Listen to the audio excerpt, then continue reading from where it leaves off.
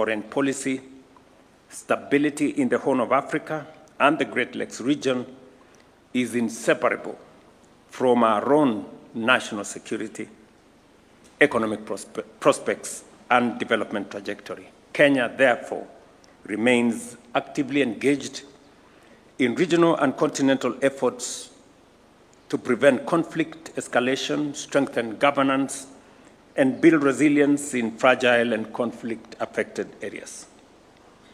In the Great Lakes region, Kenya has played an active role in efforts to reduce tensions and advance dialogue among parties in the Democratic Republic of Congo. Together with His Excellency Emerson Mnangagwa, President of the Republic of Zimbabwe, I co-chaired several EAC SADC summits, which culminated in the merger of the Nairobi and Luanda processes, strengthening coherence and reaffirming regional ownership of this peace framework. In December last year, I also witnessed the signing of the Washington Accord for Peace and Prosperity between the governments of the Democratic Republic of Congo and Rwanda, marking an important diplomatic milestone. Kenya maintains that international initiatives, including the Washington and Doha processes, must reinforce and remain aligned with a consolidated African-led framework to support sustainable outcomes. In Sudan, Kenya remains deeply concerned by the ongoing conflict and its grave humanitarian consequences. There cannot be any military solution, in my very honest opinion, to that conflict. An inclusive process, a civilian-led intervention that brings parties on board, in my opinion, is the only viable path forward. I have had a candid conversation with friends across the continent, with friends across the globe. I have brought up this issue with President Trump. I have brought up this issue with President Macron. I have brought up this issue with the new Chancellor of Germany. My minister here has been to the UK. We have had many engagements. It is still my and Kenya's concern that the situation in Sudan is grave. It is very serious. And global attention must be focused in Sudan, because what is going on in Sudan is completely inhuman. And the international community must do whatever it takes to make sure that we take charge of that situation. Kenya, we will play our role. We have offered a place for dialogue here in Nairobi. We have offered corridors of humanitarian support where it is needed. We have serviced Sudan in the past from Lokichogio Airport here in Turkana. I have made all that available to the international community, and we will play our part in making sure that we deal with the situation in Sudan. In South Sudan, Kenya reiterates its call to all parties to fully honor their commitments under the revitalized peace agreement. I did speak last evening with President Salva Kiir, and hopefully we will be able to have a meeting later this week or early next week, because the Tumaini initiative that was, in my opinion, a viable pathway towards resolving the issue in South Sudan was sabotaged by political interests. Sudan has finally come back to say maybe we should relook at it again, and I am very open to working with South Sudan in making sure that Kenya supports the peace efforts in that sister country, and we look forward to working with the Troika and all the other partners that are involved in South Sudan. I know there is a feeling by colleagues and partners that everybody is concerned about South Sudan, except you know who. In Somalia, Kenya continues to encourage constructive dialogue between the federal government and the federal member states as the foundation for national cohesion and effective governance. We underscore the importance of predictable financing and a conditions-based transition in the Africa Union support and stabilization mission to safeguard hard-won gains that may go to waste if we do not manage the transition properly.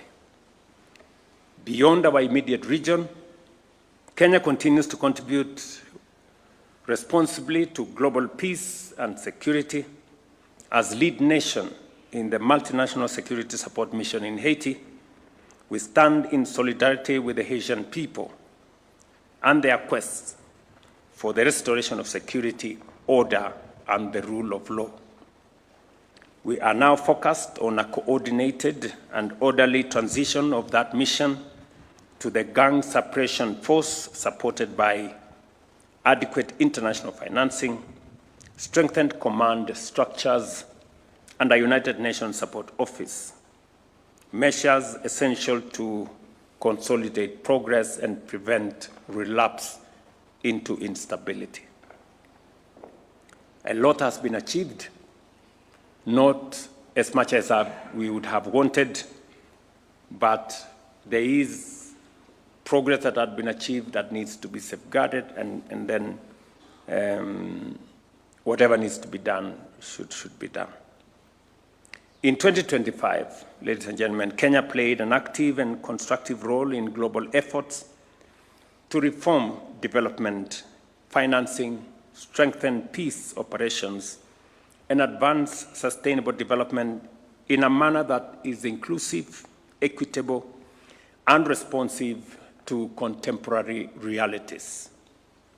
At the 4th International Conference on Financing for Development, held in Seville in Spain, Kenya joined the international community in renewing and reviewing progress under the Addis Ababa Action Agenda while confronting emerging global financing constraints. Our engagement underscored the urgent need to reform the global financing architecture to better support domestic resource mobilization, sustainable debt management, and the mobilization of private capital for development.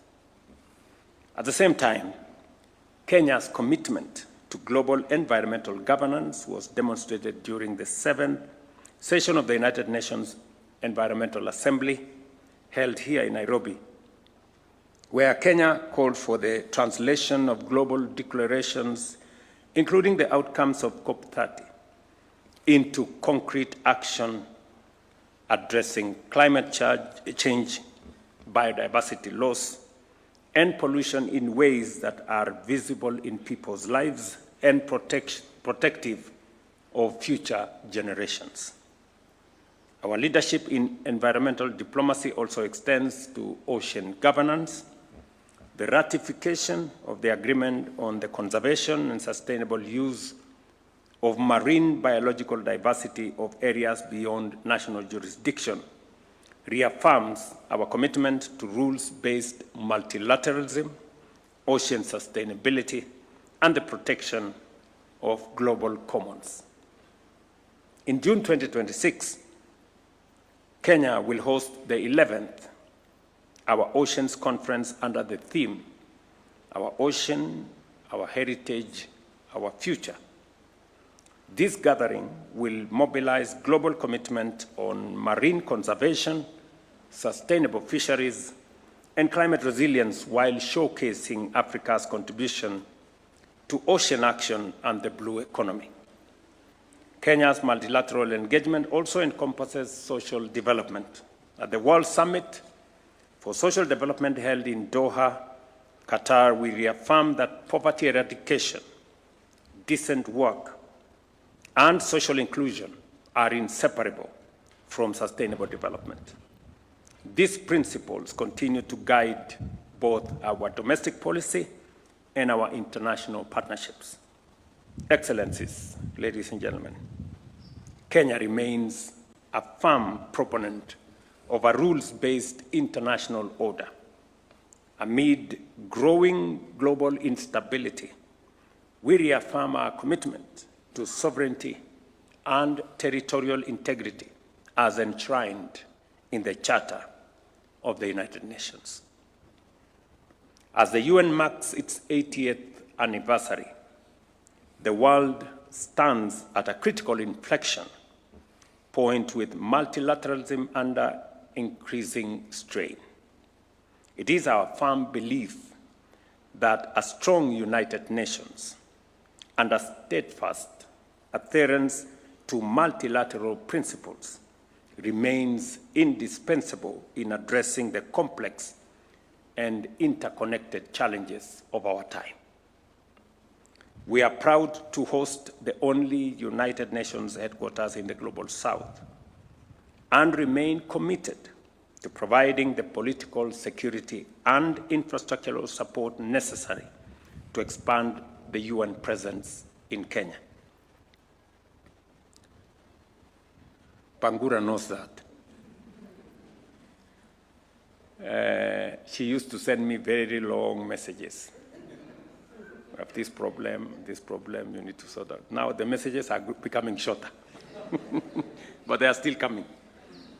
We recognize the United Nations remains one of humanity's greatest collective achievements. Yet persistent funding shortfalls and administrative constraints continue to limit its efficacy and responsiveness.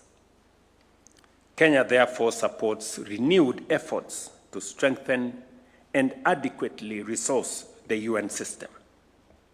The defunding of UN agencies weakens multilateral cooperation and diminishes the international community's capacity to respond to conflict, humanitarian crisis, global health threats, and development challenges. At the same time, Africa also marks 2 decades since the Ezulwini Consensus and the Sirte Declaration, through which the continent has spoken in one voice in calling for just and equitable reform of the UN Security Council. Africa's continued exclusion, despite bearing significant share of Security Council's agenda and peacekeeping responsibilities, undermines the legitimacy and effectiveness of the United Nations. Comprehensive reform, including permanent African representation, is essential to the institution's relevance in the 21st century. Excellencies, as I conclude, I commend the diplomatic corps and international organizations represented here for your continued cooperation, your goodwill, and your partnership with Kenya. We truly appreciate, and we don't take it for granted. As we progress in 2026, let us deepen collaboration and ensure that our shared efforts translate into measurable and meaningful outcomes for our peoples and for humanity. Thank you very much for your attention. And as I have always said, I look forward to working with you. Thank you very much.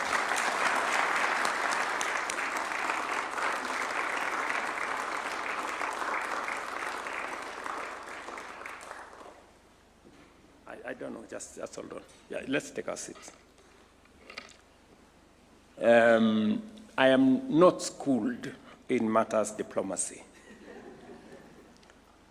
But I remember, I think it was Chinua Achebe, who, I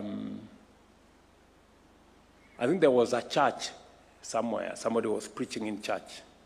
So he was sitting in the congregation. After the sermon, he asked somebody there, are people allowed to ask questions after the sermon?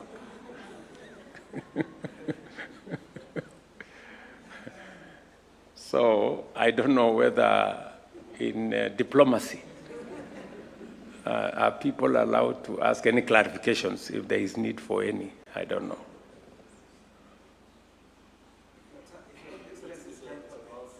Okay. I can take one or two clarifications if there is anybody who has something to say with the permission of the diplomats here. There are no consequences for asking any question.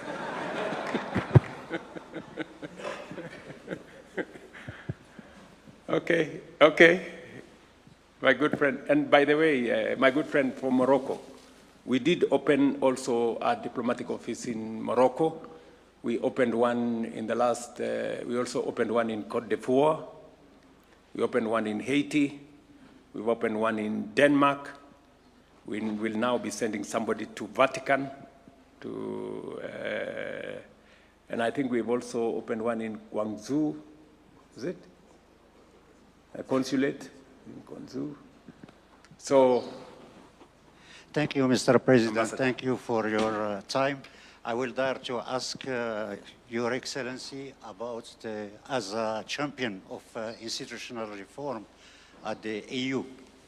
Your Excellency has spoken with many issues that you have planned to reform at the EU. Yes. But I think the CFTA... At the AU, not EU. No, African Union. Yes. Yes.